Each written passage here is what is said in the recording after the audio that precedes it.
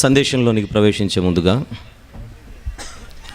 ఇంతవరకు మాట్లాడిన గ్రామ నాయకులు అయ్యగారు పేరు భాస్కర్ రావు గారు కరెక్టే. పోయినసారి ఇరగవరంకి వచ్చినప్పుడు నేను వాళ్ళ ఇంట్లోనే ఉన్నాను. ఆయన మర్చిపోయారేమో అనుకున్నాను. రాగానే మీరు లాస్ట్ టైం మా ఇంట్లోనే ఉన్నారు సార్ అంటున్నారు. ఏ జ్ఞాపక శక్తి అని అనుకున్నాను. అలా అనుకుంటూ ఉండగానే 2 రోజుల క్రితం సునీల్ కుమార్ గారు బోధించిన వాక్య సందేశంలో నుండి చీకటి గురించి ఆయన ఎత్తుకొని చీకటి అంటే ఏంటో వెలుగేంటో ఆయన ప్రస్తావించడం నాకు ఇంకా ఆనందాన్ని కలిగించింది. క్రైస్తవులే సరిగా వింటారో లేదో అనే పరిస్థితిలో ఆయన చక్కగా వాక్యం విని చేతిలో బైబిల్ లేకపోయినా చేతిలో నోట్బుక్ లేకపోయినా ఆయన చక్కగా దాన్ని గుర్తుపెట్టుకునే రోజు ప్రస్తావించడం. 3 ఏళ్ల కిందట నేను వాళ్ళ ఇంట్లో ఉండడానికి జ్ఞాపకం పెట్టుకున్న ఆయన 3 రోజుల కిందట ఆయన విన్న ఈ వాక్యాన్ని తన హృదయంలో పెట్టుకొని తన కుటుంబం దీవించబడాలని నేను మనస్ఫూర్తిగా సభాముఖంగా కోరుకుంటున్నాను. God bless you sir. చిన్న ప్రార్థన చేసుకొని మనము ముందుకెళ్దాం. ప్రార్థన చేసుకుందాం. ప్రేమగల తండ్రి, కృపగల దేవ, జీవముగల నాయన, పరిశుద్ధుడైన మహా గొప్ప దేవ, ఈ చివరి రోజు రాత్రి మీ మాటల కోసం మేము ఎదురు చూస్తుండగా నడిపించమని, సమయం అయితే చాలా తక్కువ ఉన్నది కానీ మాట్లాడుకోవలసిన సంగతులు ఎక్కువగా ఉండడం కొద్దిగా మాకు సవాలే. కానీ మీ శక్తి చేత, మీ నడిపింపు చేత మేము ముందుకు సాగగలమని, అనుకున్న లక్ష్యానికి చేరుకోగలమని విశ్వసిస్తూ నడిపించమని అర్థిస్తూ యేసు స్వామి వారి పరిశుద్ధమైన నామంలో ఈ ప్రార్థన సమర్పిస్తున్నాము తండ్రి. ఆమెన్. ప్రియమైన దేవుని వారలారా, హబక్కూకు గ్రంథ వివరణలో ఉన్నాం. ముగింపు భాగంలోనికి మనం ప్రవేశిస్తున్నాం. బైబిల్ ఉన్నవారు తెరిచి హబక్కూకు గ్రంథాన్ని ఒకసారి తీద్దాం. ఇంతవరకు స్థానిక ఎమ్మెల్యే గారు కూడా తన గ్రీటింగ్స్ని తెలియజేస్తూ ఒక మంచి మాట ఆయన ప్రస్తావించారు. నేను ఎమ్మెల్యేనే కానీ దేవుణ్ణి కాదు అని.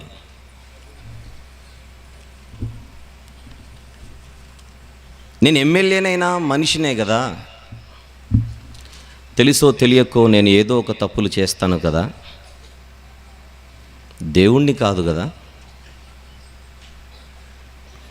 ఈరోజు వేదిక మీద నిలబడి మాట్లాడిన 2 నాయకులు కూడా దేవుని గొప్పతనం గురించి మాట్లాడడం ఈ సందర్భంగా మరొక్కసారి మీ దృష్టికి తీసుకొని వస్తున్నాను.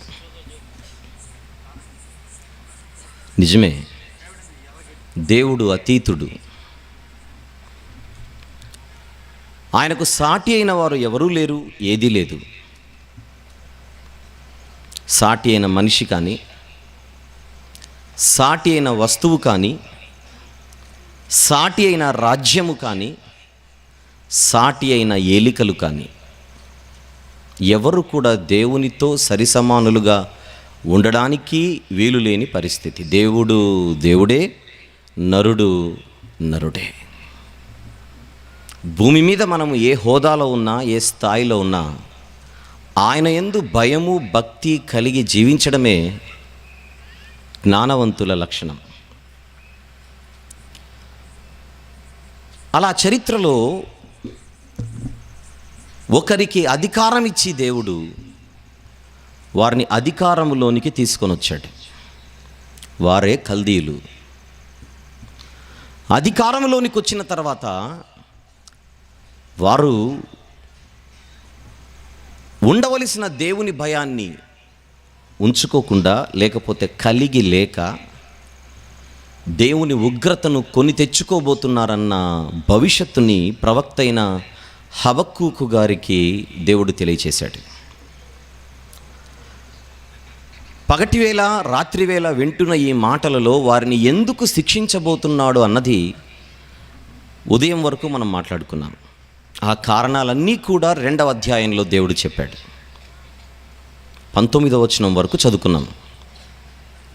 ఆ 19వ వచనం వరకు చెప్పిన దేవుడు 20వ వచనంలో ఏమి చెప్పి ఆయన సమాధానాన్ని ముగిస్తున్నాడో, ఆయన సమాధానములోని ముగింపే ఈ సందేశములోని ప్రారంభం. చూద్దాం. హబక్కూకు గ్రంథం 2వ అధ్యాయము 20వ వచనాన్ని ఒక్కసారి చూద్దాం. అయితే యెహోవా తన పరిశుద్ధాలయములో ఉన్నాడు, ఆయన సన్నిధిని లోకమంతయు మౌనముగా ఉండునుగాక. ఈ మాటతో ఆయన సమాధానాన్ని ముగించడం ఏంటి? ప్రవక్త అడిగిన ప్రశ్నలకు ఆయన సమాధానము చెబుతూ చివరిగా ఒకే ఒక స్టేట్మెంట్తో ఆయన తన సమాధానాన్ని ముగిస్తున్నాడు. యెహోవా అంటే దేవుడు తన పరిశుద్ధాలయంలో ఉన్నాడు, ఆయన సన్నిధిని లోకమంతయు మౌనముగా ఉండునుగాక. నువ్వెందుకు మౌనంగా ఉన్నావు ప్రభు అని అడిగాడు 1వ అధ్యాయంలో హబక్కూకు గారు. నేను కాదు మౌనంగా ఉండేది, నేను యాక్షన్లో ఉన్నానంటున్నాడు దేవుడు. ఆకాశమందు ఆసీనుడైన వాడు మౌనంగా ఉన్నాడు అని అనుకోవడం నరుడి అజ్ఞానం. భూమి మీద ఉన్న ప్రతి మనిషిని ఆయన కనిపెట్టి చూచుచున్నాడని ఎన్నో వచనాలు మాట్లాడుతున్నాయి. అయినా ఇప్పుడు అవసరం కనుక 1-2 వచనాలు చూద్దాం. యోబు గ్రంథం 34వ అధ్యాయం. యోబు గ్రంథము 34వ అధ్యాయం 21వ వచనాన్ని చూద్దాం. 21. దేవుని దృష్టి నరుల మార్గముల మీద ఉంచబడి ఉన్నది, ఆయన వారి నడకలన్నీ కనిపెట్టి చూచుచున్నాడు. మౌనంగా ఉన్నాడా? యాక్షన్లో ఉన్నాడా? ప్రతి ఒక్కరిని చూస్తున్న దేవుడు. మనిషి మట్టి కంటికి కనిపించని ఆ దేవుడు అదృశ్య శక్తిగా ఈ భూమి మీద ఉన్న మనుషులనందరినీ చూస్తున్నాడు. ఇక ఆయన శక్తి గురించి మాట్లాడుతున్నాడు. 23-24 వచనములలో అదే అధ్యాయం చూద్దాం. ఒకడు న్యాయ విమర్శలోనికి రాకముందు బహుకాలము అతన్ని విచారణ చేయుట దేవునికి అగత్యము లేదు. విచారణ లేకుండానే బలవంతులను ఆయన నిర్మూలము చేయుచున్నాడు. వారి స్థానమున ఇతరులను నియమించుచున్నాడు. వారి క్రియలను ఆయన తెలుసుకొనుచున్నాడు. భూమి మీద మనిషి ఏ స్థాయిలో ఉన్నా, ఏ స్థానంలో ఉన్నా, మనిషికి అసాధ్యమైనవి చాలా ఉన్నాయి. కొన్ని కేసులు కోర్టుల్లో నలిగిపోతూ సంవత్సరాల తరబడి అవి ఒక కొలిక్కి రాని పరిస్థితి. ఎంత చదువుకున్న న్యాయాధిపతి గారు ఆ కేసును గురించిన క్లారిటీ లేకపోతే వాయిదాల మీద వాయిదాలు వేస్తూనే ఉంటాడు. పాపం ఎంతైనా మనిషే కదా. కానీ వాయిదాలు వేసే అగత్యము ఎవరికి లేదు? దేవునికి లేదు. ఆయన అనుకున్న వారిని అధికారంలోనికి తీసుకొని వచ్చి ఆయనకు నచ్చని వారిని తీసే పరిస్థితి దేవుడు కలిగి ఉన్నాడని చెబుతున్నాడు. విచారణ లేకుండానే బలవంతులను ఆయన నిర్మూలము చేయుచున్నాడు. వారి స్థానమున ఇతరులను నియమించుచున్నాడు. నియమించి ఎవరికైతే అధికారం ఇస్తున్నాడో, ఎవరినైతే కూర్చోబెడుతున్నాడో, అలా నియమించిన తర్వాత దేవుడు చేసేదేంటి? వారి క్రియలను ఆయన తెలుసుకొనుచున్నాడు.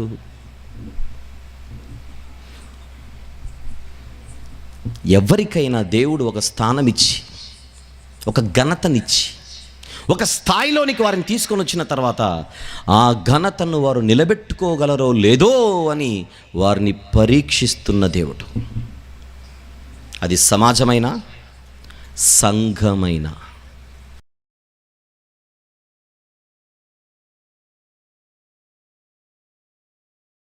ఒక భయంకరమైన బతుకు ఎవరికున్న దేవుడు లెక్క చేయడు. నరుల పైవేషము చూసేవాడు కాదు దేవుడు.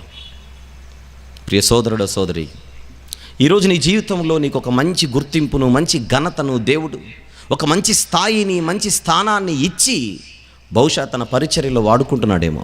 అది ఏ పరిచర్య అయినా ఆ పరిచర్య నీకు దక్కడం భాగ్యం, దాన్ని నిలబెట్టుకోవడం నీ బాధ్యత. కల్దీయుల వలె గర్వాంధులై, కల్దీయుల వలె అహంకారులైతే ఇచ్చిన టైంని దేవుడు కట్ చేసి మారుతాడేమో అనే అవకాశాలు ఎన్ని ఇచ్చినా మారకుండా ఇది నాది, ఇది నా బలం, ఇది నా శక్తి అని కల్దీయుల వలె పొంగిపోతే తన బలమునే తనకు దేవతగా చేసుకున్న కల్దీయ రాజ్య పరిస్థితి, ఆ బలాన్ని తుంచివేసి వారి స్థానమున వేరొకరిని నియమిస్తానంటున్నాడు. Again it is a universal truth. ఎక్కడో రాజకీయాలకు మాత్రమే ఇది పరిమితి అయినది కాదు. యాజకీయము జరగాల్సిన చోట క్రీస్తు సార్వత్రిక సంఘములో భాగస్థులమై యాజకీయము చేయకుండా రాజకీయం చేసే ఒక దుర్బుద్ధి మనకు పుడితే తీసేస్తాడు. ఏమంటున్నాడు? ఆయన తన పరిశుద్ధాలయంలో ఉన్నాడు, అది గుర్తుంచుకొని ఆయన సన్నిధిని లోకమంతా మౌనంగా ఉండాలి. మౌనంగా ఉండాలంటే భయము కలిగి ఉండాలి. క్లాస్ రూమ్లో టీచర్ ఉంటే పిల్లలు భయంగా ఉంటారు, టీచర్ ఉన్నారని తెలిసి. ఆఫీస్లో ప్రిన్సిపల్ గారు ఉన్నారని తెలిస్తే స్కూలు భయంగా ఉంటుంది, ప్రిన్సిపల్ ఉన్నారని తెలిసి. మరి భూమి మీద ఉన్న మనుషులు దేవుడున్నాడని తెలుసుకొని ఆయన సన్నిధిలో మౌనంగా ఉండాలి, భయంగా. జకర్యా గ్రంథం 2:13 కానీ రాసుకోండి, టైం లేదుగా, జస్ట్ రాసుకున్న తర్వాత చూసుకోండి. జకర్యా గ్రంథం 2:13 కానీ, యెహెజ్కేలు గ్రంథం 5:12 కానీ, జకర్యా గ్రంథము 2:13 కానీ, ప్రసంగి గ్రంథం, యెహెజ్కేలు కాదు, ప్రసంగి గ్రంథం 5వ అధ్యాయము 2వ వచనము కానీ, జెఫన్యా గ్రంథం 1వ అధ్యాయము 7వ వచనం కానీ, ఈ వచనాలన్నిటిలో కూడా దేవుని ఉన్నతమైన స్థితిని తెలియచేస్తున్న పరిస్థితి. ఒక జెఫన్యా గ్రంథంలో మాత్రమే చూద్దాం, దగ్గరే ఉంటుంది, పేజీ తిప్పండి చాలు. హబక్కూకు పక్కనే ఉన్నది జెఫన్యా, 1వ అధ్యాయం 7వ వచనం. ప్రభు అయిన యెహోవా దినము సమీపమాయెను, ఆయన బలి ఒకటి సిద్ధపరిచి ఉన్నాడు, తాను పిలిచిన వారిని ఆయన ప్రతిష్ఠించి ఉన్నాడు. యెహోవా సన్నిధిని మౌనముగా ఉండుటే. ఆయనకు తెలుసు what he was going to do and what he is going to do.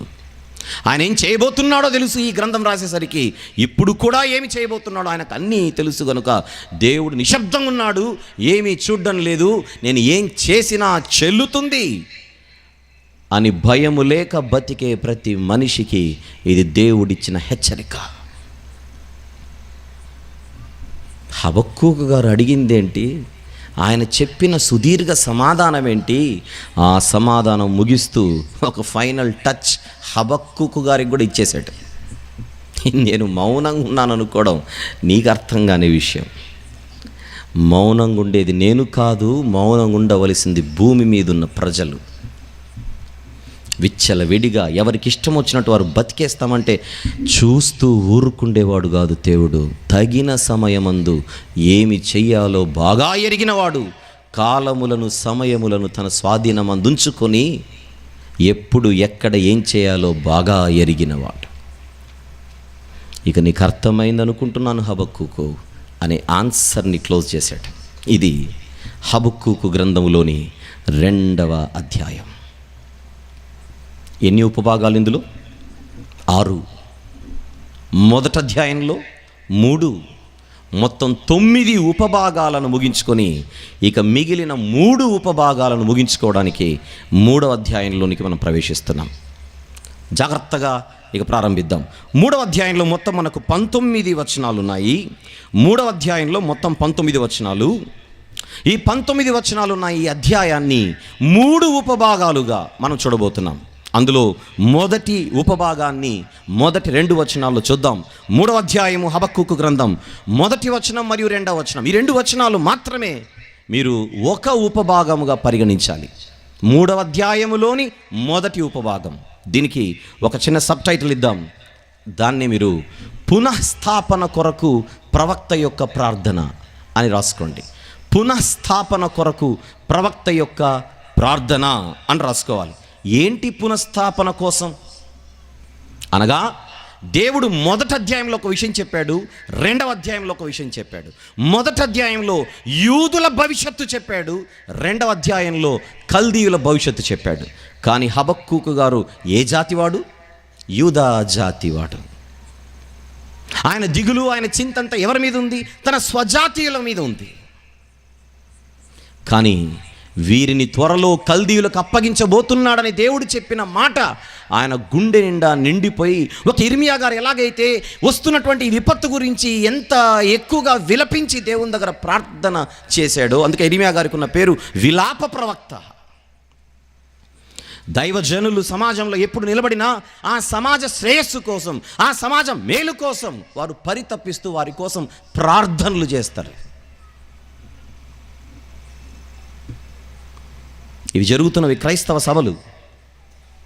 జరుగుతున్న ఈ క్రైస్తవ సభలు కేవలం క్రైస్తవుల కోసం మాత్రమే కాదు, సమాజ శ్రేయస్సు కోసం. నిన్న రాత్రి మనం మాట్లాడుకున్నదేంటి?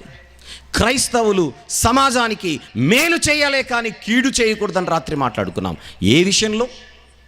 ఈ సమాజంలో జరుగుతున్న ఒక వ్యాపార రంగం. ఆ వ్యాపార రంగంలో ఉన్నది కేవలము క్రైస్తవేతరులు మాత్రమే కాదు, ఈ ప్రాంగణంలో కూర్చున్న క్రైస్తవులు కూడా వ్యాపారం చేసే వాళ్ళు ఉండొచ్చు, అది ఏ వ్యాపారమైనా. కానీ రాత్రి మనకు దేవుడిచ్చిన మాట ఏంటి? రాత్రి దేవుడు మనతో మాట్లాడిన మాటలేంటి? దేవుడు మనకిచ్చిన ఆజ్ఞలేంటి? నా పిల్లలు ఎవరైనా సమాజానికి మేలు చేయాలి కానీ కీడు చేయకూడదు. కీడు చేసేవాడు మోసము చేయవాడు అన్నాడు. ఉదయం మనం మాట్లాడుకున్న దోయేగు గురించి.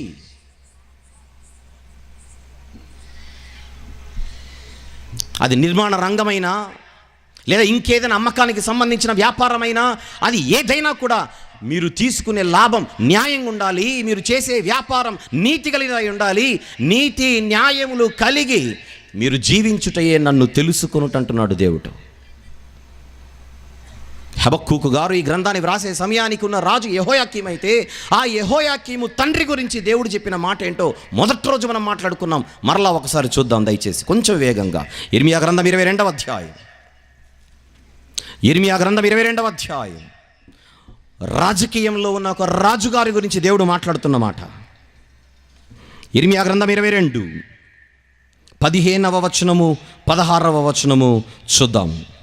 నీవు అతిశయపడి దేవదారు పలకల గృహమును కట్టించుకున్నట్టు చేత రాజు అగుదువా అని చెప్పి భయంకరమైన దుష్ట పాలనలోనికి దిగిన యెహోయాకీము తండ్రి గురించి ఏం మాట్లాడుతున్నాడు చూడండి. నీ తండ్రి, అతను ఒక రాజు, అతని పేరు యోషియా. నీ తండ్రి అన్నపానములు కలిగి నీతి న్యాయములను అనుసరించుచు క్షేమముగా ఉండలేదా?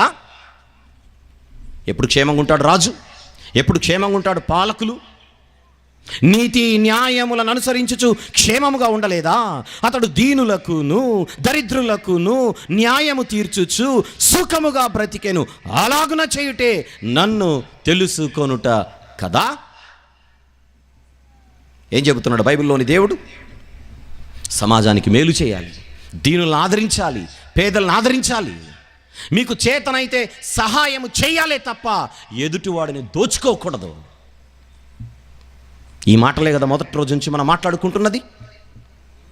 తెలుసో తెలియకో ఒకవేళ మన వలన దేవుని పిల్లలమైన క్రైస్తవులమైన మన ద్వారా సమాజానికి కనీసం కాసంత కీడు జరుగుతున్నా దానిని ఈ సభల ద్వారా సమాధి చేసి ఇక్కడి నుంచి వెళ్ళిపోవాలన్న పిలుపు కాదా మీకు ఇస్తున్నది? ఈ సమాజం కోసం ప్రార్థన చేసేవాడే క్రైస్తవుడు.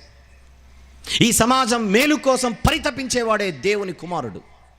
అలాంటి దేవుని కుమారులలో, అలాంటి దేవుని పిల్లలలో ఒకరు ప్రవక్త అయిన ఇర్మియా గారు అయితే, ఆయన ఆనాటి ప్రజల కోసం, ఆనాటి సమాజం కోసం ఎంతగా ప్రార్థించాడో, విలపించాడో మనకు తెలుసు. అందుకే ఆయన విలాప ప్రవక్త. ఇప్పుడు మనం మాట్లాడుకుంటున్నది హబక్కూకు గారు. ఆయన గురించి ఆయన ఏం చేస్తున్నాడో ఈ 2 వచనాలు చూద్దాం. 3వ అధ్యాయం 1వ వచనం.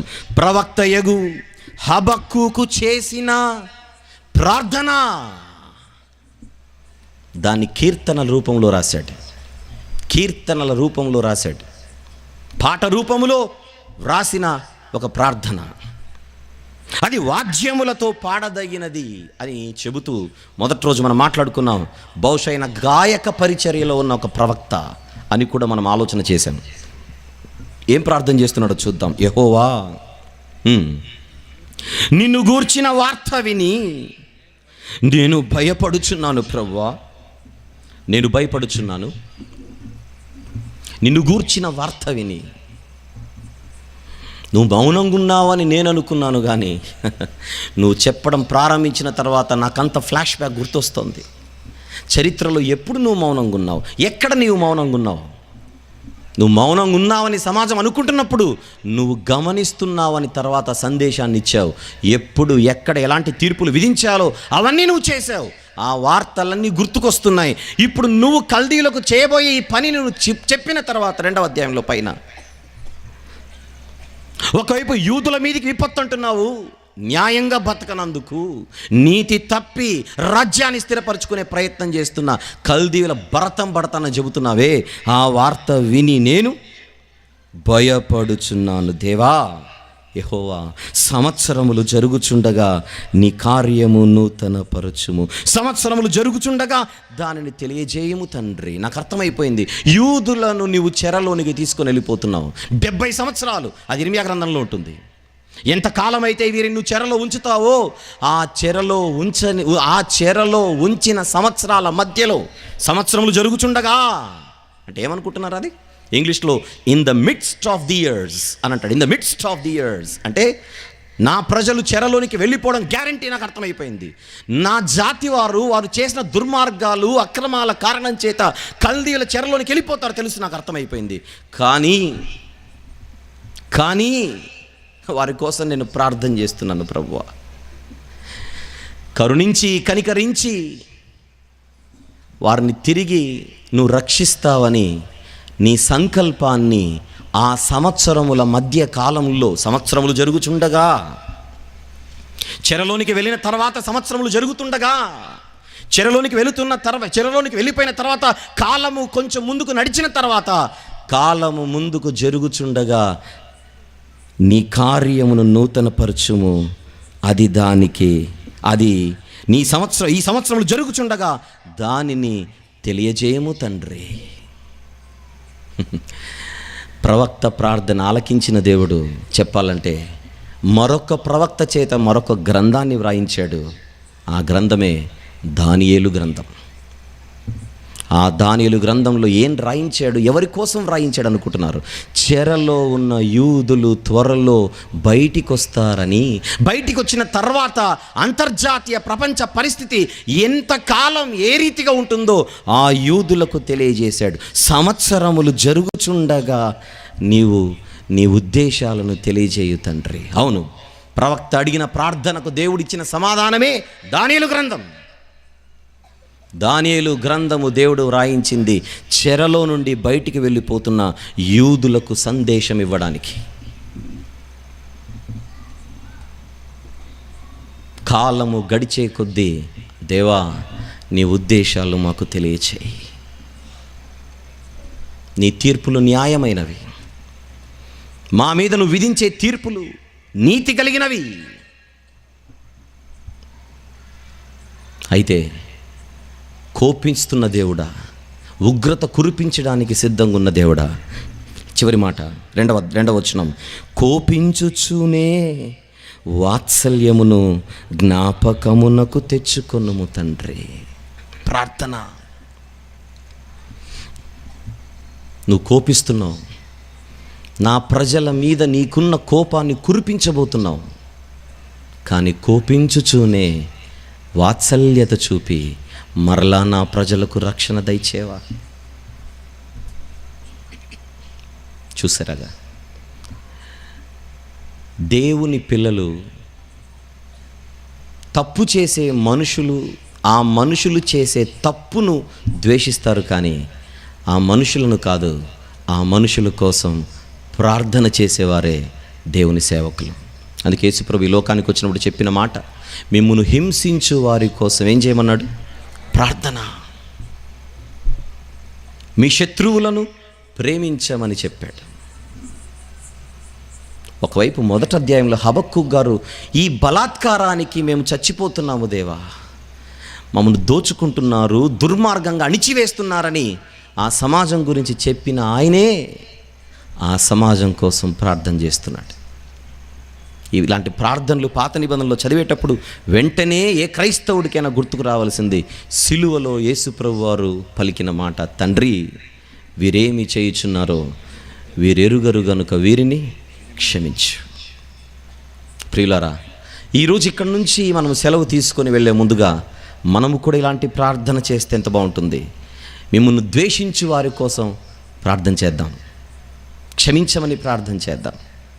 ఒకరిని క్షమించకుండా ఇక్కడి నుంచి మీరు వెళితే ఈ మాటలకు అర్థమేముంది చెప్పండి? వాళ్ళు మీ మీద పగ పెట్టుకొని మీరు పగలు పెంచుకొని ఏమీ సాధించలేం. పగతో సాధించేది ఏమీ లేదు. బైబిల్ నేర్పినది క్షమించమని, ప్రేమించమని.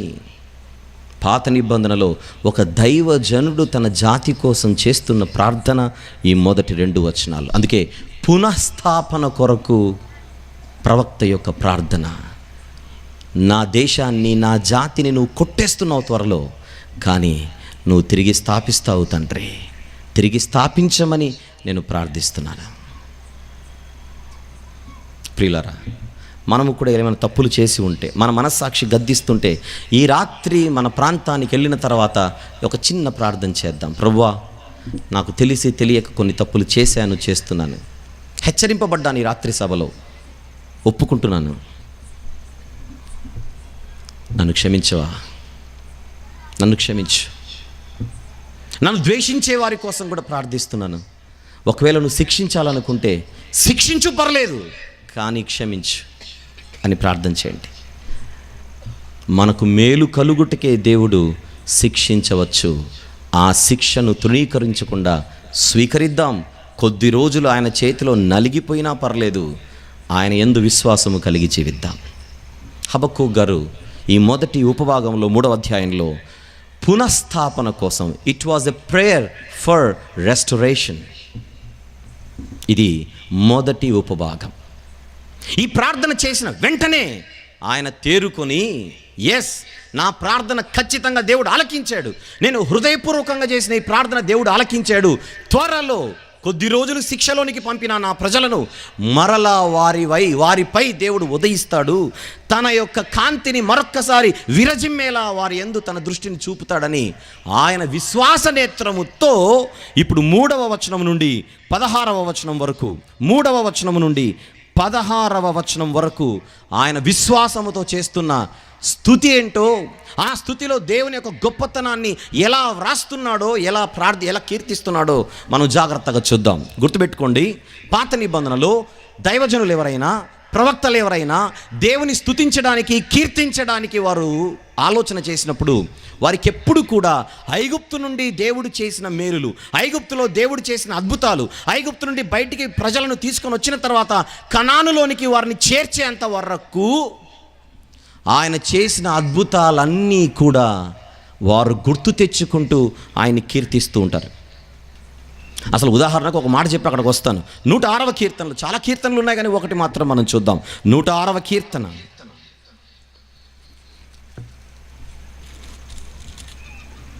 మొదటి వచనం, యెహోవాను స్తుతించుడి, యెహోవా దయాళుడు, ఆయనకు కృతజ్ఞతాస్తుతులు చెల్లించుడి, ఆయన కృప నిత్యముండును అని చెప్పి వెంటనే ఆయన పరాక్రమ కార్యములను గురించి ఆయన మాట్లాడుతున్నాడు. యెహోవా పరాక్రమ కార్యములను ఎవడు వర్ణించగలడు, ఆయన కీర్తి అంతటిని ఎవడు ప్రకటించగలడు అని చెప్పి అలా కిందికి వచ్చేస్తే దేవుడు చేసిన పరాక్రమ కార్యములను గురించి మాట్లాడుతున్నాడు. 9వ వచనం, ఆయన ఎర్ర సముద్రమును గద్దింపగా అది ఆరిపోయెను, పాస్ట్, జరిగిపోయిన దానిని నెమరు వేసుకుంటూ దేవుని స్తుతిస్తున్న వైనం అది కదా. ఎన్ని మాటలు అదంతా మనం చదివితే కీర్తనల గ్రంథములో చాలా చోట్ల కీర్తనలలో ఆయన సూర్యచంద్రులను గురించి, ఆయన కలుగు చేసిన సూర్యచంద్రులను గురించి, ఐగుప్తు నుంచి వీరిని బయటికి తీసుకొని వచ్చినప్పుడు వారికి ఆహారం పెట్టిన వైనం గురించి, నీళ్లను తీసుకొని రావడం గురించి, వీటన్నిటిని గుర్తు తెచ్చుకొని దైవజనులు దేవుని స్తుతించారు. అదే 106వ కీర్తనలో, యెహోవా దయాళుడు, ఆయనను స్తుతించుడి, ఆయన పరాక్రమ కార్యములను ఎవడు వర్ణించగలడు. అలాగే ఇప్పుడు హబక్కూకు గారు కూడా దేవుని యొక్క పరాక్రమాన్ని ఆయన గుర్తు తెచ్చుకుంటూ ఆయన స్తుతించే క్రమములో ఒక కవిగా మారిపోయాడు. మళ్ళీ హబక్కూకు గారు 3వ అధ్యాయంలో 3వ వచనము నుండి ఆయన ఒక కవిగా మారిపోతున్నాడు. గమనించాలి. నేను కవి అని ఎందుకు అంటున్నానంటే, ఇక 3వ వచనం నుంచి మీరు చూడబోయే ప్రతిదీ కూడా దేవుని వర్ణించడానికి ఆయన తీసుకున్న పదజాలాన్ని జాగ్రత్తగా చూద్దాం. 3వ వచనం, దేవుడు తేమానులో నుండి బయలుదేరుచున్నాడు, పరిశుద్ధ దేవుడు పారానులో నుండి వేంచేయుచున్నాడు. ఎందుకు తేమాను, ఎందుకు పారాను? ఏంటి తేమాను అంటే ఏంటి, పారాను అంటే? తేమాను అన్నది యాక్చువల్గా ఒక వ్యక్తి పేరు. ఎవరి వ్యక్తి? ఆది కాండములోని యాకోబు అన్న ఏశావు. ఆ ఏశావు మనవడి పేరు తేమాను. ఏశావు మనవడి పేరు తేమాను. ఏశావుకున్న మరొక పేరు ఎదోము. ఆ ఎదోము పిల్లలు ఏశావు పిల్లలు, ఎదోము పిల్లలు, ఏశావు పిల్లలు. అంటే ఎదోమీయులు ఒక ప్రాంతానికి వెళ్ళి వాళ్ళు సెటిల్ అయిపోయారు. అప్పటి నుంచి దాని పేరు ఎదోము దేశం అయింది. దాన్ని షేయీరు పర్వతం అని కూడా అంటారు, షేయీరు ప్రాంతం అని కూడా అంటారు. గుర్తుపెట్టుకోవాలి. ఎదోము ప్రాంతం అన్నా షేయీరు ప్రాంతం అన్నా అదంతా ఒక భూభాగానికి సంబంధించినదే. ఆ భూభాగంలో ఒక పట్టణం ఉంది. ఆ పట్టణం పేరు తేమాను. ఏశావు మనవడి పేరు అది. ఒక వ్యక్తి పేరే ఊరికి పెట్టుకొని ఎదోమీయుల రాజధానే తేమాను. ఎదోమీయుల రాజధానే తేమాను. ఇప్పుడు తేమాను ఎందుకు తీసుకొని వచ్చాడు అని అనుకుంటున్నారేమో. ఇశ్రాయేలు దేశానికి తూర్పున ఈ ప్రాంతం ఉంటుంది. తేమాను అన్నది ఇశ్రాయేలు దేశానికి తూర్పు వైపుకు వచ్చేస్తుంది. తూర్పు దిక్కులో అది కనబడుతుంది. తూర్పు నుంచి ఉదయించేది ఎవరు ప్రతిరోజు మనకు? సూర్యుడు. ఆ తేమానుకు ఎదురుగానే ఒక అరణ్యం ఉంటుంది. ఆ తేమానుకు అనే పట్టణానికి ఎదురుగానే ఒక కొండ ఉంటుంది. ఆ కొండ పేరే పారాను. కొండ పేరు పారాను, నగరం పేరు తేమాను. ఇశ్రాయేలు దేశానికి తూర్పున ఉన్న ప్రాంతాలు. తూర్పు నుండి దేవుడు ఉదయించబోతున్నాడు అని చెప్పడానికి చాలా సందర్భాలలో తేమాను అన్న ప్రాంతాన్ని తీసుకొని పూర్వకాలం ఉన్న ప్రజలు దేవుడు ఉదయించబోతున్నాడని చెప్పడానికి పదాలు వాడేవారు. ఒక్కసారి కొన్ని వచనాలు కూడా చూద్దాం. ద్వితీయోపదేశకాండము 33వ అధ్యాయం. ద్వితీయోపదేశకాండము 33వ అధ్యాయం. ఒక్కసారి 2వ వచనము చూద్దాం. ఒక్కసారి 2వ వచనం. మోషే గారు వ్రాసిన కీర్తన ఇది. 3వ వచనం 33వ అధ్యాయం 2వ వచనం చూద్దాం. 2వ వచనం. యెహోవా సీనాయి నుండి వచ్చెను. నెక్స్ట్ మాట, షేయీరులో నుండి వారికి ఉదయించెను. అది మాట. షేయీరులో నుండి వారికి ఉదయించెను అంటే ఒక సూర్యుడు ఎలాగైతే తూర్పున ఉదయించగానే చీకటన్నది వెళ్ళిపోయి వెలుగనేది భూమి మీదకి వస్తుందో, ఐగుప్తులో వారి బతుకు చీకటి, కనానులో వారి బతుకు వెలుగు. చీకటిలో నుండి వీరిని బయటికి తీసుకొని వచ్చి వెలుగులోనికి నడిపించింది ఎవరు? దేవుడు. తూర్పు నుంచి దేవుడు వచ్చాడని చెప్పడానికి బైబిల్లో వాడిన ప్రాంతం పేరే చెప్పాలి, షేయీరు, తేమాను. చూడండి అక్కడ, షేయీరులో నుండి వారికి ఉదయించెను, ఆయన పారాను కొండ నుండి ప్రకాశించెను. పాత నిబంధనలో తేమాను, షేయీరు, పారాను అన్న ప్రాంతాలు ఉదయించే దిక్కును సూచించే పదజాలం. న్యాయాధిపతుల గ్రంథములో బారాకు, దెబోరా అన్న 2 న్యాయాధిపతులు, వీళ్ళిద్దరు కూడా ఒక కీర్తన రాశారు. వాళ్ళు ఏమని రాశారో చూద్దాం ఒకసారి. న్యాయాధిపతుల గ్రంథం 5వ అధ్యాయం. న్యాయాధిపతుల గ్రంథం 5వ అధ్యాయం. ఒక్కసారి 1వ వచనం చూద్దాం సందర్భం. ఆ దినమున దెబోరాయు అబీనోయము కుమారుడైన బారాకును ఈ కీర్తన పాడిరి. ఏమిటా కీర్తన? 4వ వచనం. ఇశ్రాయేలు దేవుడైన యెహోవాను కీర్తించెదను. యెహోవా, నీవు షేయీరు నుండి బయలుదేరినప్పుడు, ఎదోము పొలము నుండి బయలుదేరినప్పుడు భూమి వణకెను, ఆకాశము నీళ్లను కురిపించెను, మేఘములు వర్షించెను. మీకు అర్థమైపోవాలి, పాత నిబంధనలోని భక్తులు ఉదయించే దేవుని కాంతిని గురించి వర్ణించడానికి షేయీరు, తేమాను, పారాను అన్న పదాలను వాడేవారు కవులుగా మారిపోయి. అదే హబక్కూకు గారు చేస్తున్నారు. దేవునిని కీర్తిస్తున్నాడు. గుర్తుపెట్టుకోవాలి, 3వ వచనం నుండి 16వ వచనం వరకు, 3వ వచనం నుండి 16వ వచనం వరకు భవిష్యత్తులో జరగబోయే దేవుడిచ్చే రక్షణను. ఎవరికి రక్షణ? యూదులకు రక్షణ.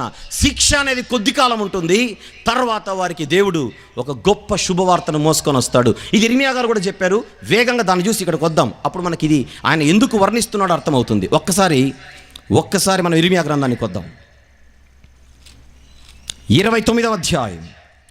ఇర్మియా గ్రంథం 29వ అధ్యాయం ఒక్కసారి 10వ వచనము చూద్దాం. 10.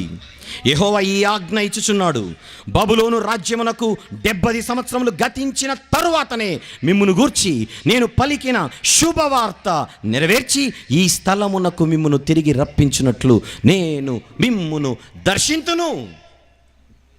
అంటే శిక్ష 70 సంవత్సరాలు, ఆ సంవత్సరాల తర్వాత వారికి శుభవార్త.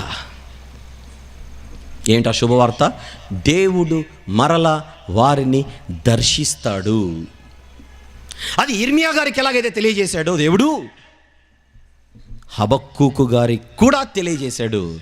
అది దృష్టిలో పెట్టుకొని ఆ భవిష్యత్తును దేవుడు తీసుకొని రాబోయే ఆ శుభవార్తను మనసులో ఉంచుకొని చాలా అడ్వాన్స్గా దేవుణ్ణి కీర్తిస్తున్నాడు. అందుకే ఈ ఉపభాగానికి ఒక చిన్న టైటిల్ రాద్దాం, భవిష్యత్తును గూర్చిన దర్శనం అని రాయండి. 3వ వచనం నుండి 16వ వచనం వరకు ఈ ఉపభాగానికి మీరు రాయాల్సినదే భవిష్యత్తును గూర్చిన దర్శనం. ఆ దర్శనాన్ని చూసి ఆయన ఉబ్బి తబ్బిబ్బైపోయి ఆనందానికి అవధులు లేక దేవుని కీర్తిస్తున్నాడు. దేవుడు దయచేసే రక్షణను బట్టి ఆనందిస్తున్న ప్రవక్తను చూస్తున్నాం. 3వ వచనం, దేవుడు తేమానులో నుండి బయలుదేరుచున్నాడు, పరిశుద్ధ దేవుడు పారానులో నుండి వేంచేయుచున్నాడు. నెక్స్ట్ పక్కన సెలా అనుంది చూడండి, అక్కడ సెలా అనుంది చూడండి. మనకు సెలా అన్న పదం కీర్తనల గ్రంథంలో కనబడుతుంది, తర్వాత మనకు హబక్కూకు గ్రంథంలో కనపడింది. కీర్తనల గ్రంథం తర్వాత సెలా అన్న పదం మనకు హబక్కూకు గ్రంథంలో కనపడుతుంటుంది. సహజంగా సెలా అన్న పదం మనం చదివినప్పుడు ఏంటి సెలా అన్న సందేహం మనకు వస్తుంటుంది. కొన్ని సందర్భాల్లో బైబిల్లో సెలా అంటే ఏంటి అని కూడా అడుగుతుంటారు. వెరీ సింపుల్, సెలా అన్న పదం పాటల్లోనే మీకు కనబడుతుంది, మిగిలిన వాక్యాల్లో కనబడదు. కీర్తనలలో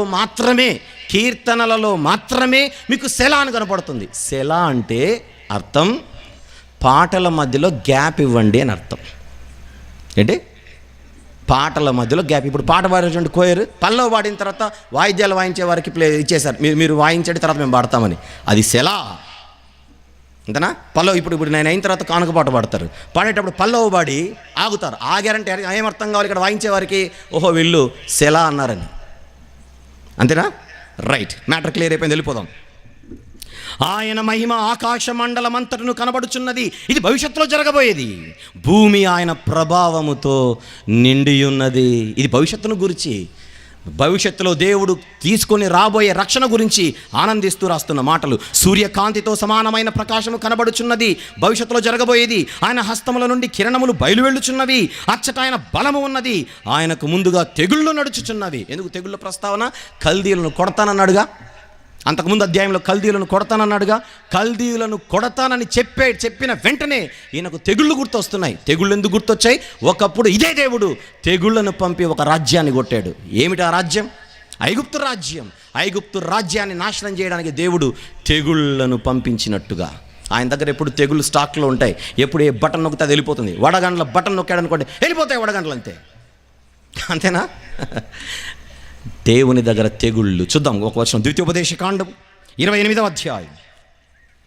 ద్వితీయోపదేశకాండం 28వ అధ్యాయం 21, 22 వచనములు చూద్దాం. 21, 22 వచనములు.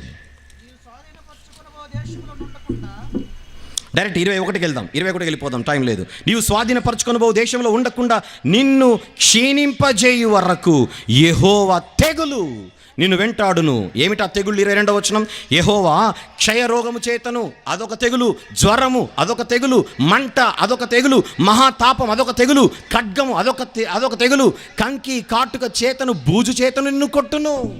ఇవన్నీ తెగుళ్ళు. ఒకవైపు దేవుడు ఆయన చెప్పినట్టుగా వింటే ఆయన కనికరం చూపుతాడు. లేదు నువ్వు ఎవరు అని దేవుని ప్రశ్నిస్తే ఆయన ఏంటో కూడా చూపిస్తాడు. అది కల్దీలకు చూపించబోతున్నాడని హబక్కూకు గారు ఎరిగి ఏం చేస్తున్నాడు చూడండి.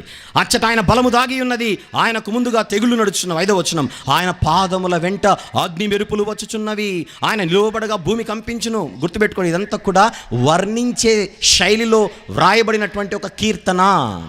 అర్థం కావాలి, ఇదంతా ఒక పొయిటిక్ ఫామ్లో ఉంది, పద్య రచన శైలిలో ఉంది. అది అర్థం కావాలి. ఇవన్నీ కూడా ఆయన ఎందుకు అంటున్నాడు అన్న సంగతి మనకు అర్థం కావాలి. 6వ వచనం, ఆయన నిలువబడగా భూమి కంపించును, ఆయన చూడగా జనులందరూ ఇటు అటు తొలగొదురు, ఆది కాల పర్వతములు బద్దలైపోవును, పురాతన గిరులు అణుగును.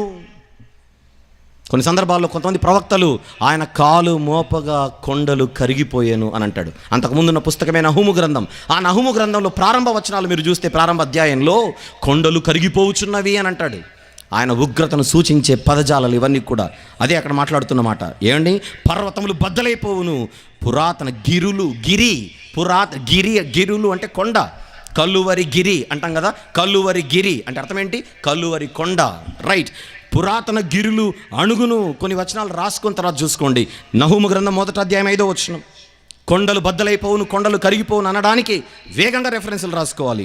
నహూము గ్రంథం 1వ అధ్యాయం 5వ వచనం, ఇర్మియా గ్రంథం 4వ అధ్యాయం 23 నుంచి 26 వచనములు, ఇర్మియా గ్రంథం 4వ అధ్యాయం 23 నుంచి 26 వచనములు, మీకా గ్రంథం 1వ అధ్యాయం 3-4 వచనములు, మీకా గ్రంథం 1వ అధ్యాయం 3-4 వచనములు. ఇక్కడంతా కూడా ఆయన ఉగ్రత కుమ్మరించేటప్పుడు పర్వతముల పరిస్థితి, కొండల పరిస్థితి ఎలా ఉంటుందో వర్ణించిన వచనాలు. వచ్చేద్దాం హబక్కూకు గ్రంథం 3వ అధ్యాయం 6వ వచనంలో చివరి మాట, పూర్వకాలము మొదలుకొని ఆయన ఇలాగు జరిగించేవాడు, కూషీయుల డేరాలలో ఉపద్రవము కలుగగా నేను చూచితిని, మిద్యాను దేశస్థుల డేరాల తెరలు గజ వణికెను. ఎందరినో అప్పటికే దేవుడు తీసేశాడు, వారి మీద ఉగ్రత కుమ్మరించి. అవన్నీ కూడా జ్ఞాపకం చేసుకుంటున్నాడు ప్రవక్త అయిన హబక్కూకు గారు. నెక్స్ట్ 8వ వచనం, యెహోవా నదుల మీద నీకు కోపము కలిగినందుననా, నదుల మీద నీకు ఉగ్రత కలిగినందుననా, సముద్రం మీద నీకు ఉగ్రత కలిగినందుననా, నీ గుర్రములను కట్టుకొని రక్షణార్థమైన రథముల మీద ఎక్కి వచ్చుచున్నావు, విల్లు వరలో నుండి తీయబడుచున్నది. ఎందుకు సముద్రం, ఎందుకు నదులు, ఎందుకు సముద్రం, ఎందుకు నదులు? పాత నిబంధనలో ఐగుప్తు దేశం నుండి ఇశ్రాయేలును కనానుకు నడిపించేటప్పుడు ఒకసారి సముద్రం అడ్డొచ్చింది, మరొకసారి నది అడ్డం వచ్చింది. అడ్డొచ్చిన సముద్రాన్ని చీల్చాడు, అడ్డొచ్చిన నదిని కూడా ఆపేశాడు కదా. ఇవన్నీ మనకు పాత నిబంధనలో కనబడతాయి. ప్రవక్తలు ఎప్పుడైనా దేవుని పరాక్రమ కార్యాలను గుర్తు తెచ్చుకునేటప్పుడు వెనక్కి హిస్టరీలోకి వెళ్ళిపోయి చరిత్రను మర్చిపోకుండా చరిత్రలో దేవుడు చేసిన కార్యములన్నిటినీ గుర్తు తెచ్చుకొని దేవుణ్ణి వర్ణిస్తూ ఉంటారు. అందుకే నదుల ప్రస్తావన, సముద్రాల ప్రస్తావన, సముద్రం గురించి, నదుల గురించి రెఫరెన్స్లు కావాలంటే వ్రాసుకుని తర్వాత మీరు చూసుకోండి. నిర్గమకాండం 14వ అధ్యాయం 26వ వచనం నుండి 15వ అధ్యాయం 5వ వచనం వరకు, నిర్గమకాండం 14వ అధ్యాయం 26 నుంచి 15వ అధ్యాయం 5వ వచనం వరకు, అలాగే యెహోషువ గ్రంథం 3వ అధ్యాయము 13 నుంచి 17 వచనాలలో, యెహోషువ గ్రంథము 3వ అధ్యాయం 13 నుంచి 17 వచనాలలో నదిని ఆయన నిలిపేసినట్టుగా మన కంటికి కనపడుతుంది. అవన్నీ గుర్తుకు తెచ్చుకొని అంటున్నాడు ప్రవక్త అయిన హబక్కూకు గారు. 9వ వచనం, నీ వాక్కు తోడని ప్రమాణము చేసి నీ బాణములను సిద్ధపరిచినావు. మళ్ళీ సెలా పాట కదా, ఆపమని చెప్తున్నాడు. గ్యాప్ ఇచ్చి తర్వాత నెక్స్ట్ ఎత్తుకోవాలి. భూమిని బద్దలు చేసి నదులను కలుగజేయుచున్నావు, నిన్ను చూచి పర్వతములు కంపించును, జలములు ప్రవాహములుగా పారును, సముద్రగాధము ఘోషించుచు తన చేతులు పైకెత్తును. ఈ పదాలను చదివిన వెంటనే మీకు హిస్టరీ అర్థమైపోవాలి. సముద్రము చేతులు ఎత్తడం ఏంటి? సముద్రము చేతులు ఎత్తడం ఏంటి? ఇశ్రాయేలును, తన ప్రజలను దేవుడు నడిపించేటప్పుడు సముద్రము చీలిపోయి 2 వైపులా గోడల్లాగా నిలిచాయట. దాన్ని చేతులెత్తడం అన్నట్టుగా వర్ణించాడు ఇక్కడ. చేతులెత్తడం అంటే నిన్ను చూస్తే భూమికి భయం, నిన్ను చూస్తే సముద్రానికి భయం, నిన్ను చూస్తే నీటికి భయం. అది నీ పరాక్రమం, అది నీ పరాక్రమం. అప్పుడప్పుడు భూకంపాలు వస్తుంటాయి. భూకంపాలు వస్తే జనాలు ఏం చేస్తారు? జస్ట్ 2 సెకండ్లు అలా జరక్కిస్తుంది, అలా షేక్ ఇస్తుంది అంతే. అలా 2 సెకండ్లు అలా భూమి కదిలితేనే మనుషులందరూ బయటకు వచ్చి తలకాయలు పట్టుకుంటున్నారు ఎక్కడ ఏది మీద పడుతుందని. భూమి అంటే మనిషికి భయం. వర్షం ఎక్కువైతే వరదలు వస్తాయి. ఆ వరదలు వచ్చిందంటే ఎంత భయం మనకు. నార్త్ ఇండియాలో ఒకరోజు వరదలు బాగా వచ్చాయి. వరదల్లో ఉన్న వారిని పరామర్శించి వారికి ధైర్యం చెప్దామని ఒక ఎంపీ గారు బయలుదేరారు. కానీ వాళ్ళ దగ్గరికి వెళ్ళాలంటే పడవలోనే వెళ్ళాలి. అయినా పర్లేదని వెళ్ళింది ఈవిడ పడవెక్కింది. వరదల్లో చిక్కుకుపోయిన వారికి ధైర్యం చెప్పడానికి, మేమున్నాము, నీకేం భయం లేదు అని చెప్పడానికి బయలుదేరితే ఈమె వెళ్ళిన తర్వాత వరదలు ఎక్కువయ్యాయి. దగ్గర వాళ్ళ దగ్గరికి వెళ్ళిపోయింది, వరద ఎక్కువైపోయింది. మిమ్మల్ని మేము రక్షిస్తామని చెప్పడానికి వెళ్ళి ఈవిడ కేకలేస్తుంది, బచావ్ బచావ్, నాకు వచ్చింది చావు అని. పాపం వాళ్ళే వచ్చి కాపాడారు ఏమని. అలాంటి పరిస్థితి. భూమి అంటే మనకు భయం, నీళ్ళంటే మనకు భయం. కానీ బైబిల్లో ఏముంటుందో చెప్పనా, న్యాయపు తీర్పు విధించడానికి దేవుడు నిలబడితే భూమి భయపడి ఊరకుంటుందట. భూమికి దేవుడంటే భయం. అది 76వ కీర్తన 9వ వచనంలో ఉంటుంది. పక్క కీర్తనలోనికి వస్తే 77వ కీర్తనలో అగాధ జలములు నిన్ను చూచి గజగజలాడేను అన్న మాట ఉంటుంది. అగాధ జలములు నిన్ను చూచి గజగజలాడేను. గజగజ. దేవుడంటే భూమికి భయం, దేవుడంటే నీటికి భయం. నీరంటే మనకు భయం, భూమన్నా మనకు భయం. కానీ మనకు దేవుడంటే భయం లేదు. ఎంత విచిత్రం ఇది. దేవుని సన్నిధిలో ఉన్నారు. లాస్ట్ రోజు ఒక మాట అడుగుతాను, నిజం చెప్పండి. 100% నిజం చెప్పండి. మీరు నిజంగా మీకు దేవుడంటే భయమా, దయ్యం అంటే భయమా? చెప్పాలి. అభిమానం కొద్ది దేవుడు అని చెప్పకండి. లైట్లు ఆఫ్ చేసి అడుగుతాను మళ్ళీ నేను. చెబుతారులేండి, ఇక్కడ ఉన్నారుగా దేవుడు అంటేనే, లేకపోతే వదలరు, మళ్ళీ రేపటి నుంచి మీటింగ్లు పెడతారని. అమావాస్య, అర్ధరాత్రి, ఇంట్లో మీరొక్కరే ఉన్నారు, ఎవరూ లేరు. అప్పుడే 12వ గంట మోగింది. బెడ్రూమ్లో ఉన్నారు మీరు, కరెంటు పోయింది. దమ్ముంటే కిచెన్లోకి వెళ్ళి నీళ్ళు తాగండి. ఇప్పుడు మీకు దేవుడు గుర్తొస్తాడా, దయ్యం గుర్తొస్తుందా చెప్పండి? దేవుడు అంటే భయం అట్ట, ఉత్తిదే, అన్ని అబద్ధాలే. ఎవరు లేనప్పుడు మెయిన్ రోడ్డు మీద బస్సు దిగి మీ ఊరికి నడుచుకుంటూ వెళ్ళేటప్పుడు రాత్రిపూట్ల ఎన్నిసార్లు వెనక్కి తిరగలే శబ్దాలకు మీరు? ఆకు గదిలినా భయమే, కొమ్మ గదిలినా భయమే. ఎందుకు చెప్పానో చెప్పనా? దయ్యం అంటే మనకు భయం, దేవుడంటే దయ్యానికి భయం. యాకోబు పత్రిక 2:19. ఎవరైనా స్పీడ్గా యాకోబు పత్రిక 2వ అధ్యాయం 19వ వచనం. దేవుడొక్కడే అని నీవు నమ్ముచున్నావు, దయ్యములు నమ్ముచున్నవి, నమ్ముట మాత్రమే కాక అవి నమ్మి వణుకుచున్నవి అని ఉంటుంది చూడండి. అక్కడ వణుకుచున్నవి. దేవుడంటే దయ్యానికి వణుకు, దయ్యం అంటే నీకు వణుకు, భూకంపం అంటే నీకు నాకు భయం. దేవుడంటే భూమికి భయం, నీరంటే మనకు భయం, దేవుడంటే నీటికి భయం. కానీ మనము భయపడే భూమి, మనము భయపడే నీరు, మనం భయపడే దయ్యాలు ఎవరికి భయపడుతున్నాయి? దేవునికి. అలాంటప్పుడు దేవుడంటే మనకెంత భయం ఉండాలి? అందుకే దేవుని పరాక్రమం చెబుతున్నాడు ప్రవక్త అయిన హబక్కూకు గారు. సముద్రాగాధము ఘోషించుచు తన చేతులు పైకెత్తెను. 11వ వచనం. నీ ఈటెలు తలతలలాడగా సంచరించు నీ బాణముల కాంతికి భయపడి సూర్యచంద్రులు తమ నివాసములలో ఆగిపోదురు. సూర్యచంద్రులు ఆగిపోవడం గురించి ఎందుకు మాట్లాడుతున్నాడు? ఈయన కంటే ముందు ఒకప్పుడు సూర్యచంద్రులు ఆగిపోయారు కనుక. ఎక్కడా, ఎప్పుడు? యెహోషువ గారు సూర్యచంద్రులను ఆపేశాడు. 10వ అధ్యాయంలో ఉంటుంది యెహోషువ గ్రంథంలో. ఇవన్నీ జ్ఞాపకము తెచ్చుకొని పరాక్రమము గల దేవుడా, పరాక్రమము గల దేవుడా, మరొక్కసారి నీ పరాక్రమాన్ని చూపించబోతున్నావు కదా. 2వ అధ్యాయంలో నువ్వు చెప్పిన సమాధానం విన్న తర్వాత కల్దీయులు నీ పరాక్రమాన్ని చూడబోతున్నారని నాకు అర్థమైపోయింది. అందుకు నీకు స్తోత్రం అని చెబుతున్నాడు. రైట్. 12వ వచనం. బహురౌద్రము కలిగి నీవు భూమి మీద సంచరించుచున్నావు, మహోగ్రుడవై జనములను అణగద్రొక్కుచున్నావు. కల్దీయులకు జరగబోయే తీర్పును మనసులో పెట్టుకొని చెప్పిన మాట. 13. నీ జనులను రక్షించుటకు నీవు బయలుదేరుచున్నావు. ఎప్పుడు బయలుదేరుచున్నాడు? ఇంకా చెరలోకి వెళ్ళలేదు. వీళ్ళు చెరలోకి వెళ్ళిపోతారు. వెళ్ళిపోయిన తర్వాత మళ్ళీ వీళ్ళకు రక్షణ వస్తుంది. ఆ రక్షించేటప్పుడు దేవుడు బయలుదేరి వస్తాడని భవిష్యత్తును చూసి దర్శనములో హబక్కూకు గారు కీర్తిస్తున్నట్టుగా మరొక్కసారి గుర్తు చేస్తున్నాను. నీ జనులను రక్షించుటకు నీవు బయలుదేరుచున్నావు. నెక్స్ట్ మాట కన్ఫ్యూజ్ అవుతారు కనుక నెక్స్ట్ మాట బాగా చెబుతున్నాను, జాగ్రత్తగా మీరు వినాలి. నీవు నియమించిన అభిషక్తుని రక్షించుటకు బయలుదేరుచున్నావు. అభిషక్తుడు అన్న పదం అక్కడ ఉంది, అభిషక్తుడు అన్న పదం అక్కడ ఉంది. మీకు ఎవరు గుర్తొస్తున్నారు? పొరపాటున కూడా యేసుప్రభు గుర్తు రాకూడదు ఇక్కడ, అందుకే నొక్కింది ఇక్కడ.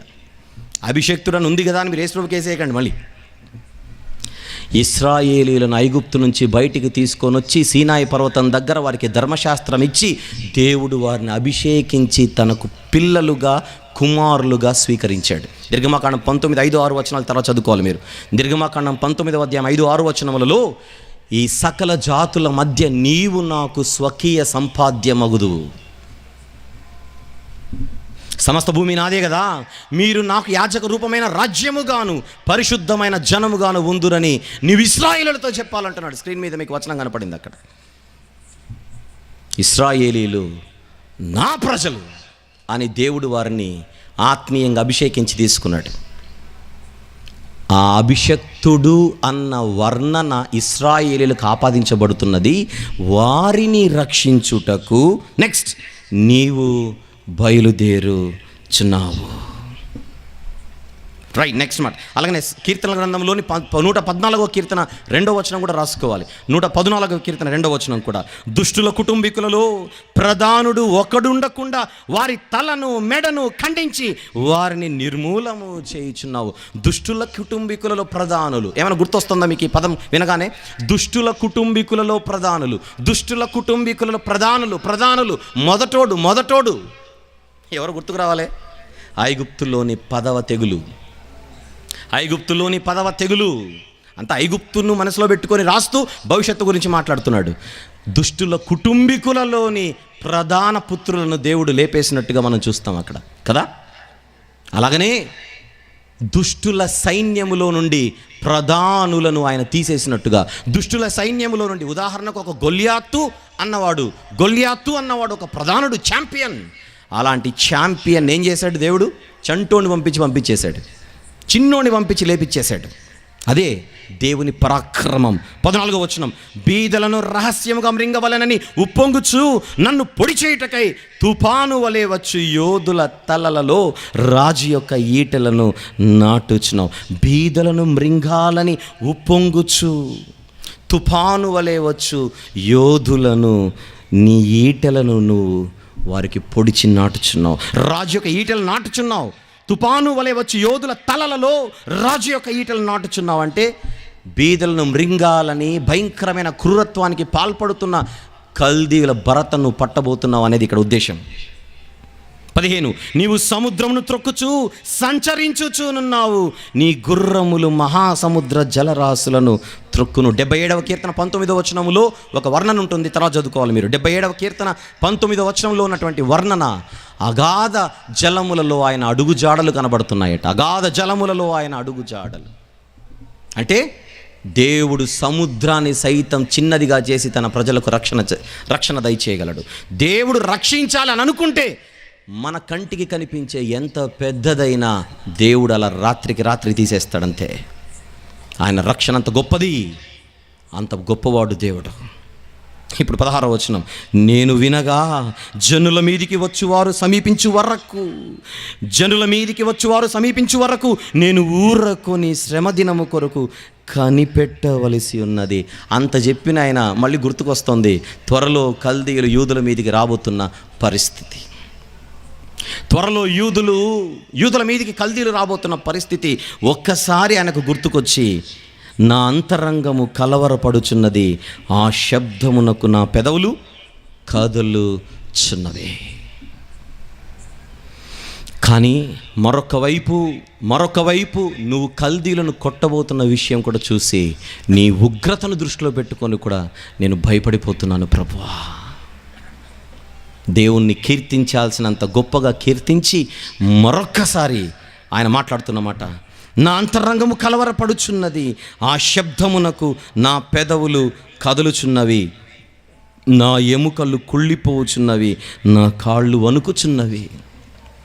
నీ ఉగ్రత, నీ కోపం త్వరలో నా ప్రజల మీదికి, మా వారి మీదికి, మా మీదికి. ఆ శిక్ష పూర్తయిన తరువాతనే నీవు రక్షణ దయచేస్తావు. అంటే ఇశ్రాయేలీయులను నువ్వు నలిపివేయబోచున్నావు. నలిపేసిన తర్వాత మరలా నువ్వేం చేస్తున్నావు? వారిని తిరిగి రక్షిస్తున్నావు. ఇప్పుడు గుర్తుకు రావాలి మీకు ప్రభు అయిన యేసుక్రీస్తు వారు. ఎవరైనా ఇప్పుడు చెప్పండి, అభిషక్తుడు. ఎవరి చేతిలో నలిగిపోయాడు?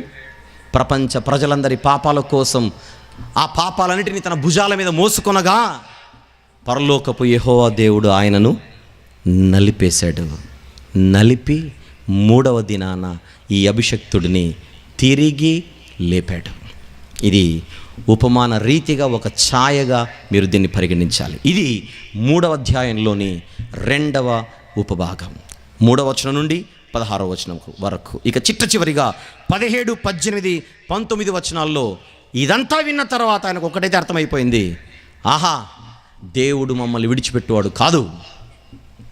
ఆయన నానుకొని బ్రతికితే, బాగా విందాం చివరి ముగింపు మాటలు, ఆయన నానుకొని బ్రతికితే ఆయన ఎట్టి పరిస్థితుల్లో కూడా తన యందు భయభక్తులు గల వారిని విడిచిపెట్టువాడు కాదు అని గుర్తిరిగిన హబక్కూకు గారు, ఇక నాకు బాధ లేదు, తిండున్నా లేకపోయినా, నీళ్ళున్నా లేకపోయినా, ఈ బతుకున్నా లేకపోయినా ఆయన యందు విశ్వాసం ఉంచి నేను హాయిగా బతికేస్తాను అని చెప్పడానికి ఆయన ఏమని వర్ణిస్తున్నాడో 17, 18, 19లో చూద్దాం. అంజూరపు చెట్లు పూయకుండినను, ద్రాక్ష చెట్లు ఫలింపకపోయినను, ఒలీవ చెట్లు కాపు లేకయుండినను. ఆయన ఉంటున్న ప్రాంతంలో ఈ 3 కాపులు ఎక్కువ గనుక అంజూరపు చెట్లు, ద్రాక్ష చెట్లు, ఒలీవ చెట్లు ఇవేవి లేకపోయినా, అంజురపు చెట్లు పూయకుండినను, ద్రాక్ష చెట్లు ఫలింపకపోయినను, ఒలీవ చెట్లు కాపు లేకయుండినను, చేనిలోని పైరు పంటకు రాకపోయినను, గొర్రెలు దొడ్డిలో లేకపోయినను, సాలలో పశువులు లేకపోయినను, నేను యెహోవా యందు ఆనందించేదను, నా రక్షణకర్త అయిన నా దేవుని యందు నేను సంతోషించేదను. ప్రభువగు యెహోవాయే నాకు బలము, ఆయన నా కాళ్లను లేడి కాళ్ల వలె చేయును, ఉన్నత స్థలముల మీద ఆయన నన్ను నడువజేయును అని ఒక విశ్వాసాన్ని ప్రకటిస్తున్నాడు. ఇక నాకు భయం లేదు, సమస్తమైన కంట్రోల్లో ఉందని నాకు అర్థమైపోయింది. అసలు గ్రంథం ఏ మాటలతో స్టార్ట్ అయింది, గ్రంథం ఏ మాటలతో ముగిస్తోంది ఒక్కసారి ఆలోచించండి. భయముతో, ఆందోళనతో, దిగులుతో, అయ్యో దేవుడా నువ్వెందుకు ఊరుకున్నావు అని అడిగి ప్రవక్త ఈ గ్రంథాన్ని ప్రారంభిస్తే ఆయన ప్రారంభంలో ఆయన పరిస్థితి ఏంటి, ముగించేటప్పుడు ఆయన పరిస్థితి ఏంటి? ఏమున్నా లేకపోయినా, ఇక తినడానికి తిండి లేకపోయినా పర్లేదు అని చెప్పడానికి, అంజూరపు చెట్లు లేకపోయినా, పూయకపోయినా, ద్రాక్ష చెట్లు ఫలింపకపోయినా, ఒలివ చెట్లు కాపు లేకపోయినా, చేనిలోని పైరు పంటకు రాకపోయినా, గొర్రెలు దొడ్డిలో లేకపోయినా, సాలలో పశువులు లేకపోయినా, ఆయన ఉంటే చాలు నాకు. అది విశ్వాసం, అది విశ్వాసం. ఈ విశ్వాసముతోనే నేను నడిచేదను, విశ్వాసముతోనే నేను నడిచేదను. అదే ఈ ఉపభాగానికి టైటిల్, విశ్వాసముతో నడుచుట అని రాసుకోవాలి. ముగింపు భాగం ఇది, ముగింపు ఉపభాగం ఇది, విశ్వాసముతో నడుచుట. ఇది చదివిన తర్వాత ఒకవేళ ఇప్పుడు మనం చెప్పాలంటే ఈ మాట, ఆయన అంజూరపు చెట్లు మాట్లాడాడు, ఒలివ చెట్లు మాట్లాడాడు, ద్రాక్ష చెట్లు మాట్లాడాడు, పంట మాట్లాడాడు, పశువులు మాట్లాడాడు. ఆయన ఉన్నటువంటి వాతావరణం అది కనుక ఇప్పుడు మీరు నేనైతే ఏం చెప్పాలి, మీరు నేనైతే ఏమని చెప్పాలి? ఉద్యోగం ఉన్నా లేకపోయినా, తినడానికి తిండున్నా లేకపోయినా, జీతం సరిగొచ్చినా రాకపోయినా, జీతాలు పెరిగినా పెరగకపోయినా, ఆస్తులు ఉన్నా లేకపోయినా, నేను యెహోవా యందు ఆనందించేదను అని చెప్పాలి. భూమి మీద ఆయన పిల్లలుగా బతికేటప్పుడు మనకు కూడా చాలా ఇబ్బందులు ఉంటాయి. ఆ ఇబ్బందుల్లోనే దేవుణ్ణి ఆనుకొని బతకాలి, ఆ ఇబ్బందుల్లోనే దేవునిని ఆనుకొని బ్రతకాలి. అలాంటి మెసేజ్ ఇస్తున్నాడు ముగింపులో. ప్రభువగు యెహోవాయే నాకు బలము, ఆయన నా కాళ్లను లేడి కాళ్ల వలె చేయును. అదే 18వ కీర్తనలో మనం చూసేది. అదే 18వ కీర్తనలో యెహోవా నా బలమా, యథార్థమైనది నీ మార్గం అని పాట పాడతాంగా. నా కాళ్లను లేడి కాళ్ళగా చేసి ఉన్నత స్థలముల శక్తితో నిలిపి అని పాట పాడతాం మనం. అదే అంటున్నాడు, నా కాళ్లను లేడి కాళ్ల వలె చేయును, ఉన్నత స్థలముల మీద ఆయన నన్ను నడువజేయును. ఉన్నత స్థలములు అంటే చివరి మాట అది. ఉన్నత స్థలములు అంటే మీరేదో కొండలు, గుట్టలు, పర్వతాలు అనుకుండేరు. పాత నిబంధనలో ఉన్నత స్థలాలు అని అంటే గుర్తుపెట్టుకోవాలి, పాత నిబంధనలోని యూదా రాజులు, ఇశ్రాయేలు రాజులు దేవుని మందిరాన్ని పాడు చేయడానికి లేదా దేవుని పరిశుద్ధతను వమ్ము చేయడానికి వారు కొన్ని బలిపీఠాలు కట్టేవారు, కొన్ని స్థలాలను కట్టేవారు. వాటిని ఉన్నత స్థలాలు అని చూపించారు. ఉన్నత స్థలాలు అంటే ఎలా ఉంటాయో ఒక్క సెకండ్లో అలా స్క్రీన్ మీద చూడండి చాలు. మీకు ఉన్నత స్థలాలు అంటే వెంటనే అర్థం కావాలిగా. క్విక్, అవన్నీ ఉన్నత స్థలాలు, తెర మీద కనపడుతున్నవన్నీ ఉన్నత స్థలాలు. అలాంటివి కట్టి దేవునికి కోపం పుట్టించారు, అలాంటివి కట్టి దేవునికి కోపం పుట్టించారు. అవన్నీ ఉన్నత స్థలాలు. అక్కడికి వెళ్ళి వారు జీవము గల దేవుని విడిచిపెట్టి పూజలు చేసిన పరిస్థితి. అలాంటి వాటి మీద ఏం చేస్తారట దేవుడు? వచ్చేయండి, హబక్కూకు గ్రంథం చివరి మాట. ఉన్నత స్థలముల మీద ఆయన నన్ను నడువజేయును. అంటే అన్యుల మీద నా ప్రజలకు నీవు విజయాన్ని అందించబోతున్నావు. ఎవరు అన్యులు? కల్దీయులు. కల్దీయులపై నీ పిల్లలమైన మాకు నువ్వు విజయాన్ని ఇస్తావు, నిన్ను విశ్వాసముతో అంటి పెట్టుకొని ఉంటే. అందుకే గుర్తుపెట్టుకోండి, 70 సంవత్సరాల తర్వాత వాళ్ళు తిరిగి బయటకు వచ్చారు. వెళ్ళేటప్పుడు వాళ్ళ పరిస్థితి వేరు, తిరిగి వచ్చేటప్పుడు వాళ్ళ పరిస్థితి వేరు. వెళ్ళేటప్పుడు భయంకరమైన పాపులుగా దేవునికి పట్టుబడి వెళ్ళిపోతే, అక్కడికి వెళ్ళిపోయిన తర్వాత రాజైన కోరేషు తిరిగి వెళ్ళి మీ దేవాలయాన్ని కట్టుకోండి అని చెప్పిన తర్వాత విశ్వాసులందరూ బయలుదేరి వచ్చారు యెరూషలేము దేవాలయాన్ని కట్టడానికి. దేవుడు అందించబోతున్న విజయం అది. దేవుడు అందించబోతున్న విజయం మొత్తం 66 పుస్తకాలలో ఒక గొప్ప సందేశం మన కంటికి కనబడుతుంది. అదే నీతిమంతులదే అంతిమ విజయం. కానీ విజయాన్ని అందుకునేంత వరకు ఈ భూమి మీద వారు కొన్ని కష్టాలు అనుభవించక తప్పదు. యెహోవా యందు భయభక్తులు గలవారే దేవుని నుంచి వచ్చే బహుమానాన్ని పొందుకోగలరు. ఇది చాలా చోట్ల చెప్పబడినటువంటి వర్తమానం, చాలా చోట్ల చెప్పబడినటువంటి సందేశం. నేను బైబిల్ తెరవట్లేదు, కానీ దయచేసి ఈ రెఫరెన్స్ మాత్రం రాసేసుకోవాలి. ఈ రెఫరెన్స్ మాత్రం రాసేసుకోండి దయచేసి. మలాకీ గ్రంథం 4వ అధ్యాయం, మలాకీ గ్రంథం 3వ అధ్యాయం, క్షమించండి, మలాకీ గ్రంథం 3వ అధ్యాయము 13, 14, 15 నుంచి మీరు 17 వరకు రాసుకోవాలి. మలాకీ గ్రంథంలో ఖచ్చితంగా రాసుకోండి. భక్తులదే విజయం అన్న మెసేజ్ అక్కడ కంటే కనపడుతుంది. 13 నుంచి 18, అలాగే 4వ అధ్యాయంలో మొదటి 2 వచనాలు కూడా. మలాకీ గ్రంథం 4వ అధ్యాయం మొదటి 2 వచనాలు కూడా. స్టేజ్ మీద ఉన్న వాళ్ళు ఎవరైనా క్విక్గా ఈ ఒక్క వచనాన్ని మాత్రం చదివి సహాయం చేయండి. యోహాను మొదటి పత్రిక 5వ అధ్యాయము 4వ వచనం. యోహాను మొదటి పత్రిక 5వ అధ్యాయం 4వ వచనాన్ని మాత్రం దయచేసి. దేవుని మూలముగా పుట్టిన వారందరూ లోకమును జయించుదురు. లోకమును జయించిన విజయము మన విశ్వాసమే. విశ్వాసం ఎలా వస్తుంది? వినుట వలన వస్తుంది. ఆ వినుట క్రీస్తును గూర్చిన మాట వలన వస్తుంది. ఆ రోజు హబక్కూకు గారికి వచ్చిన దేవుని మాటలను విశ్వసించి విజయము విశ్వాసులదే అని ప్రకటించాడు హబక్కూకు గారు. ఆ మెసేజ్ ఇప్పటికీ బతికే ఉంది. ఇప్పటికీ ఆ వర్తమానం మన మనసుల్లోనికి జొచ్చి ఒక మాట మనకు ముద్రించబడాలి. అదే విశ్వాసులదే విజయం. విశ్వాసులదే విజయం. క్రీస్తునందు విశ్వాసముంచు వాడికి ఇప్పుడు ఏ శిక్షా విధియు లేదు. ప్రియ సోదరుడా సోదరి, గత 4 రోజులుగా, ఈరోజు 5వ రోజు, 5 రోజులుగా మీరు ఈ వాక్యాలు విన్నారు. 5 రోజులుగా మీ ముందుకు వచ్చింది ఒకటే ఒక సువార్త, అది క్రీస్తు సువార్త. ఈ సువార్తను విని చాలామంది బ్యాప్టిజమ్స్ తీసుకున్నారు. చాలా సంతోషం. మీరు సువార్త అనేటువంటి పిలుపును మీరు అందుకొని మీరు గొప్పగా స్పందించారు. ఇంకా స్పందించని వారు ఎవరైతే క్రీస్తునందుంటేనే విజయం అన్నటువంటి సువర్తమానాన్ని విని కూడా మీరు ఇంకా రియలైజ్ కాకుండా మీరు ఇంకా వాయిదాలు వేస్తూ ఉంటే, నేను రాత్రి విన్నాం మనము, ఇదే అనుకూలమైన సమయం, నేడే రక్షణ దినం. ఇంత గొప్ప రక్షణను మనం నిర్లక్ష్యము చేసిన ఎడల ఎలాగూ తప్పించుకుంటాము. ఈ రాత్రి కొంతమంది బయలుదేరేయవచ్చు, రేపు ఉదయం కొంతమంది బయలుదేరేయవచ్చు. కనీసం మీరు వెళ్ళిన వెంటనే మీ ప్రాంతంలో ఉన్న మంచి దైవజనులను మీరు వెదికి పట్టుకొని వారి చేత మీరు బ్యాప్టిజం తీసుకుంటే, మీరు విన్నందుకు ఈ మాటలని మీ హృదయంలో ఫలిస్తాయన్న ఆశతో ఈ మాటలు చెబుతున్నాను. ఇక ముగిస్తూ ఒక మాట, ఈ సభలు విశ్వాసముతో ఏర్పాటు చేసినవి. ఈ సభలు విశ్వాసముతో ఏర్పాటు చేయగా ఇంతవరకు నడిచినవి. కానీ ఈ విశ్వాసానికి ఒక పరీక్ష ఎదురైంది ఈ సభల కంటే కొద్ది రోజుల ముందు. అది పెద్దలు జోసెఫ్ అన్న గారి విషయంలో. ఎంత పెద్ద శోధన అనండి, లేదా పరిశోధన అనండి, లేకపోతే పరీక్ష అనండి, మీ ఇష్టం.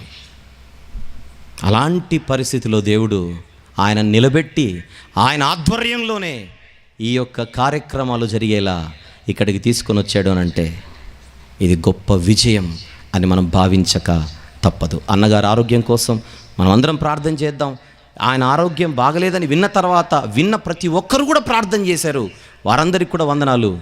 మరి మాటలే లేని పరిస్థితిలో నుంచి 4 రోజుల్లో తేరుకొని ఏకంగా ఆదివారాన్న బల్ల కార్యక్రమాన్ని కూడా నడిపించారు. ఎలా నడిపించారని అడిగితే ముందున్న వాయిస్తోనే నడిపించారు. అది ఎంత గొప్ప విజయం! అందించిన ఈ విజయాన్ని బట్టి నేను దేవుని హృదయపూర్వకంగా స్తుతులు చెల్లిస్తున్నాను. పోతే కొంతమంది సాయంత్రం వచ్చి మెమరీ కార్డ్స్ అడిగారు. మెమరీ కార్డ్స్ ఇవేమీ లేవు, ఈ మెసేజ్లన్నీ కూడా. కాకపోతే ఫోన్ నెంబర్ మాత్రం ఇవ్వమన్నారు. ఆ నెంబర్ మాత్రం అనౌన్స్ చేస్తున్నాను, దయచేసి రాసుకొని మీకు ఈ మెసేజ్లు కావాలనుకుంటే ఆ నంబర్కి మీరు ఏ జిల్లా వాసులో జస్ట్ ఆ వాట్సాప్ నెంబర్కి పెట్టి వాట్సాప్ గ్రూప్స్లో మిమ్మల్ని ఆ వాట్సాప్ గ్రూప్లో యాడ్ చేయమని మాత్రం మీరు ఒక చిన్న మెసేజ్ పెట్టండి. మీకు ప్రతిరోజు ఈ మెసేజ్లు ఉచితంగా పంపించడం జరుగుతుంది. 8187852132 8187852132 ఇది ఒక వాట్సాప్ నంబర్.